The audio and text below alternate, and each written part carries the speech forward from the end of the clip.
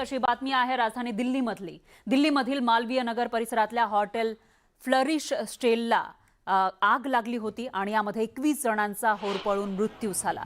मृत्युमुखी पडलेल्या 21 जणांमध्ये 18 परदेशी नागरिकांचा समावेश आहे. त्याच्यामध्ये एकतर लायबेरिया, नायजेरिया, मोझाम्बिक आणि बांगलादेशातील नागरिक सुद्धा होते आणि त्यांचा मृत्यू झाल्याची माहिती समोर आली आहे. या आगीमध्ये अनेक जण गंभीर जखमी झाले. काहींची प्रकृती चिंताजनक आहे. या दुर्घटनेनंतर प्राथमिक तपासामध्ये काही धक्कादायक बाबी उघड झाल्यात.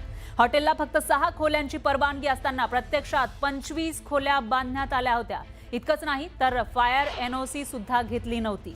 अग्नी सुरक्षा यंत्रणाही या हॉटेलमध्ये नव्हती आणि 6 खोल्यांची परवानगी असताना 25 खोल्या बांधून या ठिकाणी 25 खोल्यांमध्ये लोकांना आश्रय दिला जात होता. त्यांच्याकडून पैसे घेतले जात होते. सुरक्षेकडे अक्षम्य दुर्लक्षच करण्यात आलं होतं अशी माहिती सुद्धा समोर आली आहे.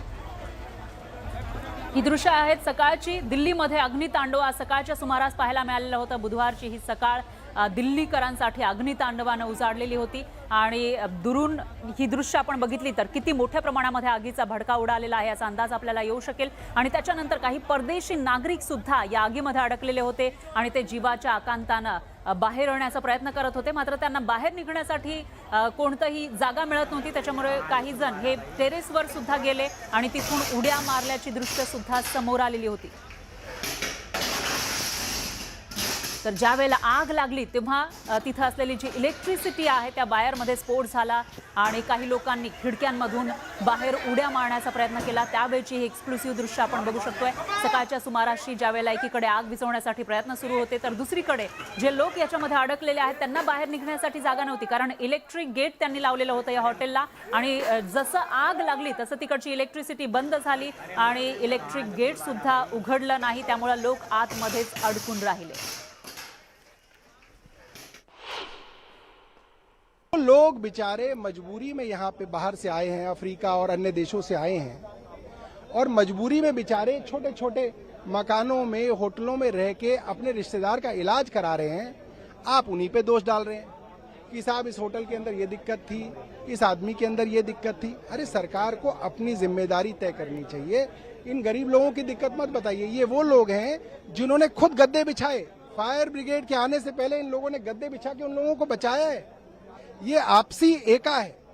इसके अंदर सरकार जो है जिम्मेदार अफसरों की जिम्मेदारी तय करे और ठोस कार्रवाई करे. यानंतर बातमी आहे राजकीय वर्तुळातून. राजकारणात कुणीच कुणाचा कायमचा मित्र अथवा शत्रू नसतो आणि त्याचाच प्रत्यय सोलापूर विधान परिषद निवडणुकीमध्ये काँग्रेसचे उमेदवार आदित्य फतेपूरकर यांना आलाय. नागेश भोसले यांच्याशी फतेपूरकरांची गेल्या 25-30 वर्षांपासूनची मैत्री आहे. पण विधान परिषदेच्या उमेदवारी अर्जावरील सहीवरून या मित्रांमध्ये आता कोर्ट कज्जा होण्याची शक्यता आहे. फतेपूरकर यांच्या उमेदवारी अर्जावर सूचक म्हणून आपली सही नसल्याचा दावा नागेश भोसलेंनी केला आणि फतेपूरकरांचा अर्ज बाद झाला. त्यामुळेच या मित्रांमध्ये आता राजकीय वैराला सुरुवात झाली आहे.